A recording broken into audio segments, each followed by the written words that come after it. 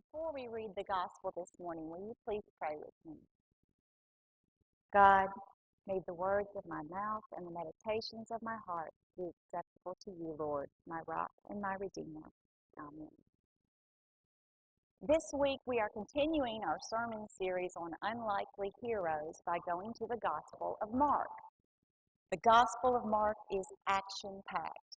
We see Jesus performing many miracles, feeding 5,000 people, walking on the water, and everywhere he goes, he's healing person after person. In some places, people only have to touch his clothing and to be healed.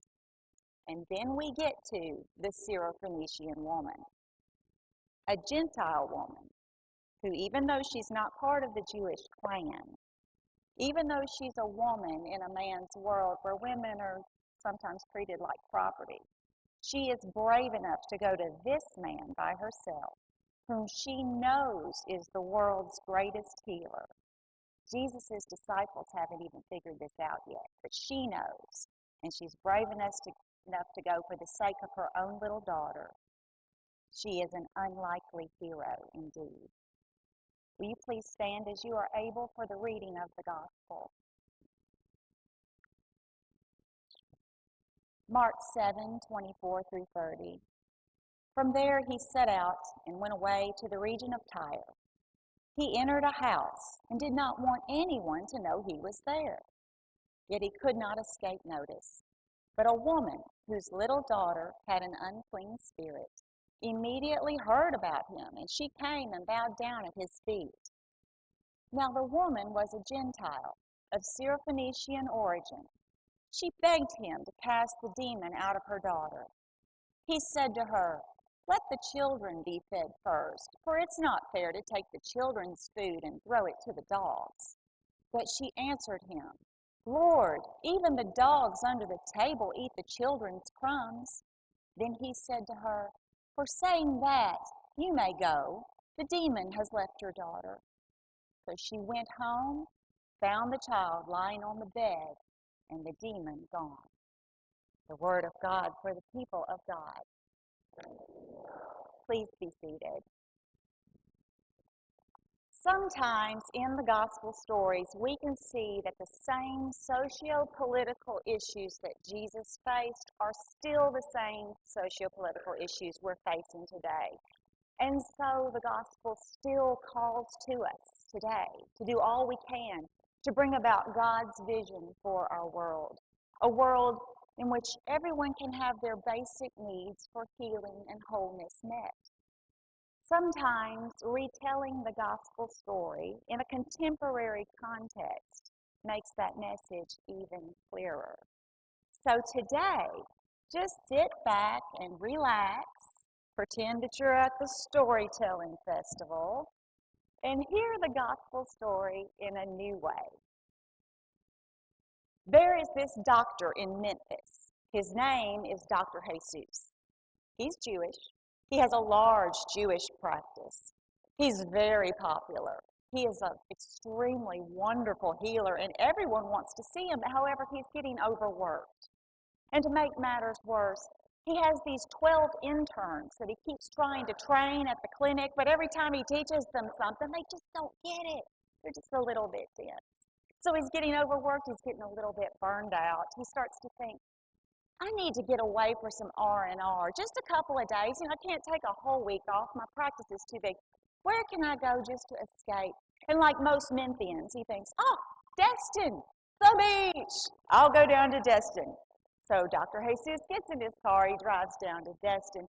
And as soon as he gets there, he goes straight to AJ's, out to the patio, picks out the perfect table with the perfect view of the ocean. He gets out there and sits down and waits for the bartender to come and take his order. He's breathing in the fresh air finally. He's watching the seagulls dip and sway, and he's thinking, this is exactly what I needed. So here comes the bartender. As soon as he comes to Dr. Jesus, he says, "Oh man, you're that famous doctor in Memphis, the one with the great big practice." And Dr. Jesus is like, "Yeah, I guess. Can I have a pina colada?"